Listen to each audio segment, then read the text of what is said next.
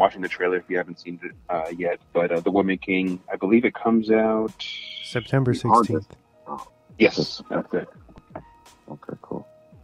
So pretty soon.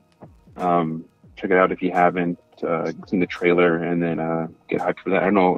Have you guys seen the trailer for this? I saw the trailer. I'm a huge fan of this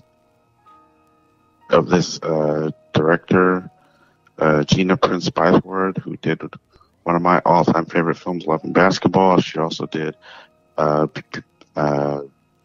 Beyond the Lights, Secret Life of Bees, and she recently did The Old Guard for Netflix, starring Charlize Theron. Oh, okay.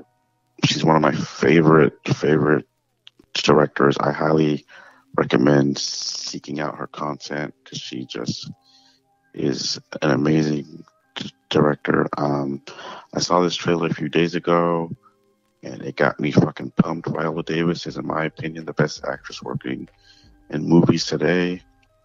So I cannot wait to see her kick all kinds of names in the ass. I'm glad that John Boyega is not under that Star Wars umbrella, because my man was hurting. Having to pine up for Rey after all these fucking years. He's gotten rid of her, and he's able to just, he's able to thrive. And, I like seeing him thriving, and I like seeing him in movies. So I'm excited for this. I think it's coming out. It's supposed to come out on Christmas Day, actually. Babylon. Oh shit! With Brad Pitt and Margot Robbie, Tobey Maguire, Samara Weaving. It was written by the same dude who did La La Land. It's like a set in 1920s Hollywood. But yeah, sign me up for a period piece starring Brad Pitt. Yeah. I don't know if you guys have heard about it. No. I've heard about it. I've heard about this. I may or may not have read the script for it. I cannot neither confirm nor deny. I like La La Land. I'm mixed on Whiplash. What? I haven't. What? Don't fucking come for me. Don't fucking. What? I'm about to hang up right now. This get canceled. Place, bunch of fucking film bros I'm talking to. So that's why we don't have you on this podcast, then, right? Exactly. I like La La Land a lot. I'm mixed on Whiplash. I haven't finished First Man, but I am curious about this. I've heard it's much more comedic in tone, and it is about the transition between silent and sound cinema, which sounds like catnip for the Academy. So I'm interested in what this does. I will say about this director that he puts everything he has into his movies. And his technical craft is unparalleled. So I am excited for this movie. It's Damien Chazelle, right? I think he's the most recent and most youngest director to win an Oscar. He was 32, I think, when he won Best Director for La La Land. A Netflix one that's coming up here July 22nd as well. The Gray Man, starring... God, why did you bring those fuckers into this conversation? The Russo brothers link up with Netflix for an espionage action blockbuster. Yeah, I'm pretty stoked for this. It's coming out soon. Ryan Gosling hasn't done anything quite like this, and if he has, it's been a minute. And he's sporting a goatee. So seeing like it's weird, like seeing him shoot as Ken for Barbie now, and then what he looks like in this upcoming film is funny. But I hope it's good. Hope the action is good. I don't know. I don't understand the hate for the Russo brothers, CJ, but fucking frauds. I do not understand or know your hatred for the Russo brothers. I mean, you could do like a clip note on why you hate them. I will tell you why I hate the Russo brothers in one sentence. The Russo brothers had said that they borrowed narrative imagery from Fargo when shooting Civil War. And that is all you need to know about how pretentious and empty these fuckers are. I don't think they're talented in the very least. I think that everything they've done is mediocre at best. Their films outside of the Marvel Universe have been bad to embarrassing. They pitched Cherry as a Best Picture nomination. What the fuck? And this just looks like them trying to do Bourne again. They really like Jason Bourne, and they keep copying Jason Bourne whenever they do an action movie. And it shows, and I don't know. I just find it I think that the Gray Man is a very apt title because gray is often how their films look. Very dull and very boring and very dry. So let me get this straight real quick. You think so? That movie Cherry is a lot of things, but you really thought it was boring? I didn't bother watching Cherry because it just looked super bad from the trailers. It looked like Cherry from the trailers looked like a very try-hard film school effort at appealing to prestige masses. Much in the way of the film War Dogs by Todd Phillips. Hey, look at me, I'm serious now. Go fuck yourself. Go sit in the corner. Go sit in the corner and play with Captain America's shield, Russo Brothers. Man, but you're going to sit here and defend... So you sit here and defend Top Gun Maverick? Don't fucking drag... Why are you dragging down an indie film like Top Gun Maverick? See, Oh my god. I'm just saying the hypocrisy here is real. The hypocrisy here is real. Only at the box office. It's got an indie star that's trying to make his come up. I don't understand why you're shitting on the underdog. I don't get it. You're just trying to drag down one cinema. The brothers don't need you to defend them. You know. Neither does Tom Cruise. Doesn't need you. He's got Scientology. How about that? Tom Cruise. He's an indie guy. He's an ex-Robert Pattinson. We all know this. He's only been acting for like 5 years.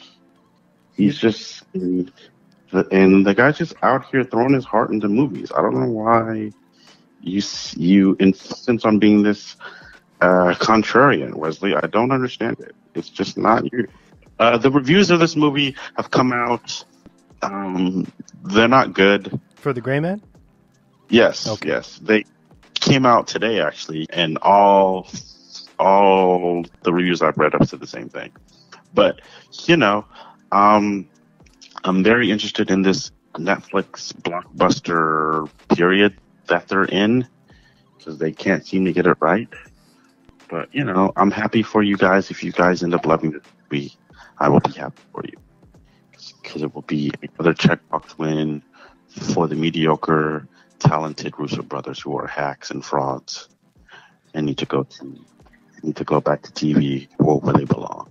Is this coming from the guy who defends Kingdom of the Crystal Skull? You really want to go there? Kingdom of the Crystal Skull is the second best Indiana Jones movie, and I will not hear and I will not hear anything to the contrary. I don't know why you guys don't like when he fights Martian. I just don't understand it.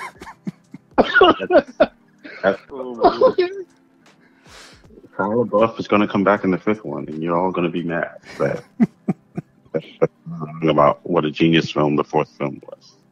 All right, real quick, I know James has got to get out of here. So did you have anything you wanted to talk about before we wrap up with you, my man?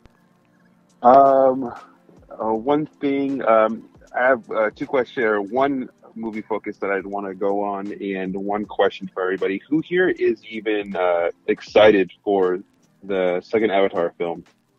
I am. James Cameron's going to do it again. And oh my god! You guys better stop doubting. Oh no, I don't understand. Doubting. I don't understand the like. No, I mean, aside from you, CJ, you and James Cameron, I guess, are the only people who are asking for this film. Okay, this is my pitch for it. This is my pitch for Avatar 2.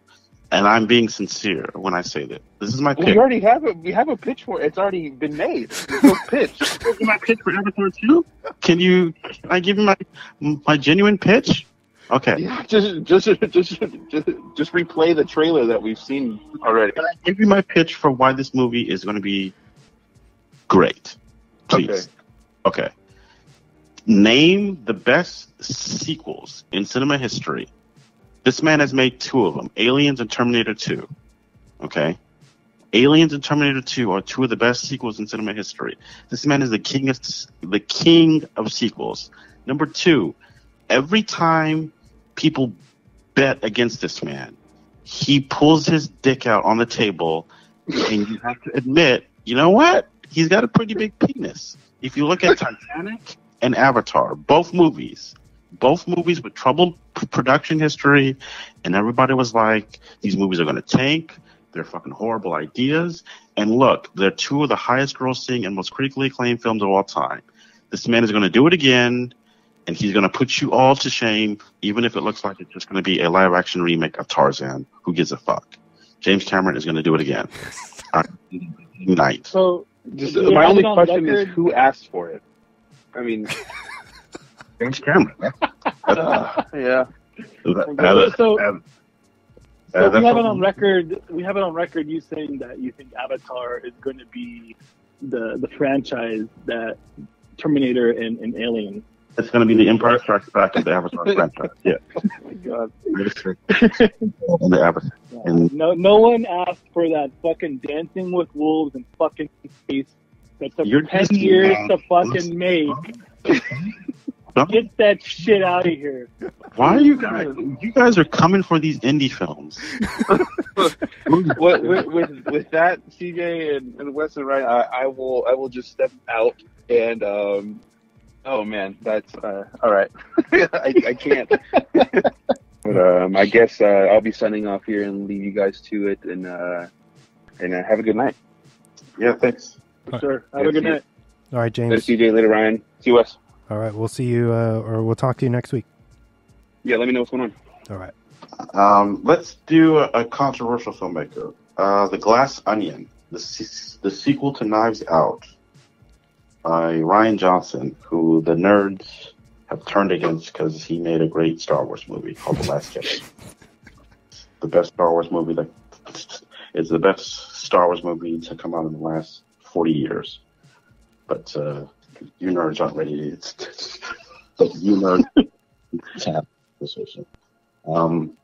I am super excited for his sequel to Knives Out. This man sold this film to Netflix like a fucking Chad for like $300 million, as is his right, because he made one of the greatest blockbusters of the last 15 years. And Knives Out is a pretty cool little mystery thriller.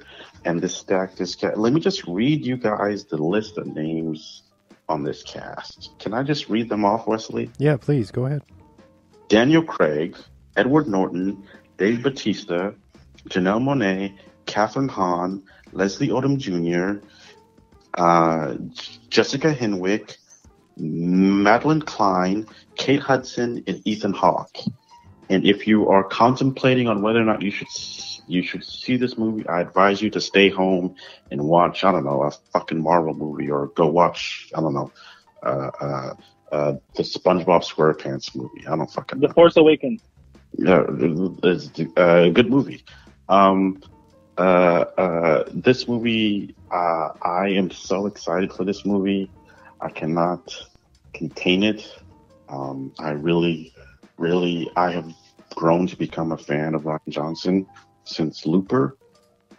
I'm not too fond of the Brothers Bloom and Brick, but his films since Looper have really made an impression on me, and I'm really excited for this movie. So, all you nerds who are upset about how he made Luke Skywalker unlikable, grow up and at your job and watch movies for it. That's all I have to say. Anybody else excited for this movie? Yeah. I know I believe his deal was for 2 and 3. Is that correct? Yes, it is. 2 and 3. He did the deal because he has stated that he was unsure about the theatrical experience, and he made the deal in the midst of the pandemic. So I would imagine that they would give this film a limited theatrical release so that it makes some money, but I think they're banking on a bunch of subscribers for this. So. Yeah, that's a stacked cast, man. I'm a big